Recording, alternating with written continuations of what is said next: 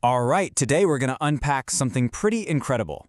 It's a text that's short enough to fit on a postcard, but it's so profound that it sits at the very heart of a global faith. We're talking about a guide, a prayer, and a declaration that is recited literally billions of times every single day. So let me just ask you this. What do you think is the single most recited chapter or passage on the entire planet? The one repeated daily by more people than any other. Any guesses?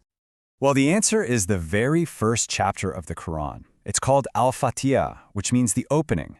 For over 1 billion Muslims, reciting these 7 verses is an essential part of their daily prayers. I mean, just think about the scale of that. It's by a massive margin the most recited text in the world. So, how does a prayer this important even start? Well, this first part really sets the stage. It establishes exactly who is being spoken to and what that fundamental relationship is all about.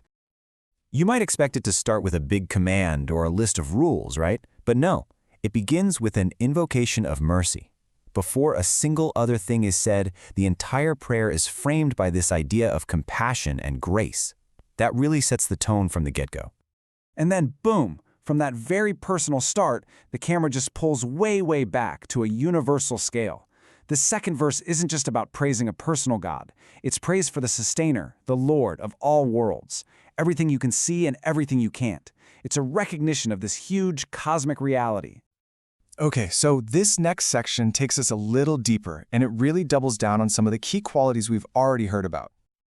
Now here's something you might have noticed. This is a repeat. We just saw this exact phrase back in verse 1. In a prayer this short and precise, you gotta believe that no word is wasted. So, why say it twice? Well, it's a huge clue that mercy is the single most important lens for understanding the divine. And the original Arabic actually gives us the answer. It uses 2 different words for mercy. The first one, on the left, it suggests this boundless, universal mercy for absolutely everyone and everything, kind of like the sun shining on the whole world. But the second one, on the right, that points to a more special, everlasting kindness, an intimate mercy for those who are on the path. So, right after 2 verses that are all about mercy, we get this, the sovereign of the day of recompense, or the day of judgment. Now at first that might sound like a sharp turn, but it's not a contradiction. It's about completion. It establishes that alongside this incredible mercy, there's also ultimate justice and accountability. It adds this layer of profound moral seriousness to everything. Now, we are arriving at the absolute dead center of the prayer. This is the covenant. See, the first few verses were talking about God, but right here there's a dramatic shift. Now the prayer speaks directly to God. This is the turning point. This is it. Verse 5. This single verse is considered the axis that the entire chapter, and really the whole relationship between the worshiper and the divine, pivots on. This is the absolute heart of the matter. And listen to how personal this is. It is you we worship, and you we ask for help. It's a powerful, direct declaration. It takes us from a description to a real, live dialogue. It's no longer theology. It's a covenant being made in real time.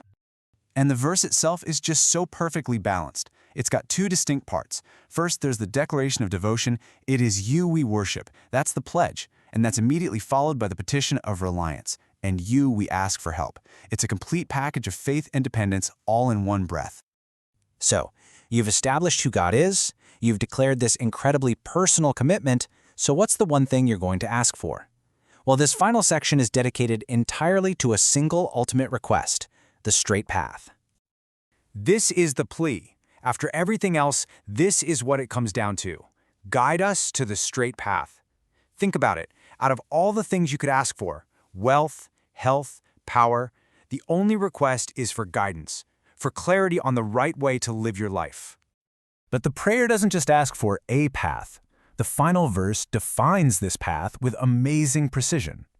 And it does it in a really interesting way, not by describing the road, but by describing the people who have walked it. It defines the path by example, both good and bad. So as you can see here, it's laid out really clearly. The prayer is asking for the path of those who were blessed, people like the prophets and the righteous. And just as importantly, it asks to be kept away from 2 other paths, the path of those who knew the truth but chose to reject it, and the path of those who simply lost their way and went astray. So, let's zoom out. When you put all these pieces together, what do you really have?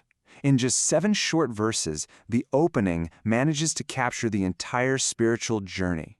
What it is a complete and perfectly structured conversation. It kicks off with praise, acknowledging who you're talking to. Then it shifts to a very personal commitment to finding that relationship, and it closes with the most humble and maybe most important plea of all, a request for guidance.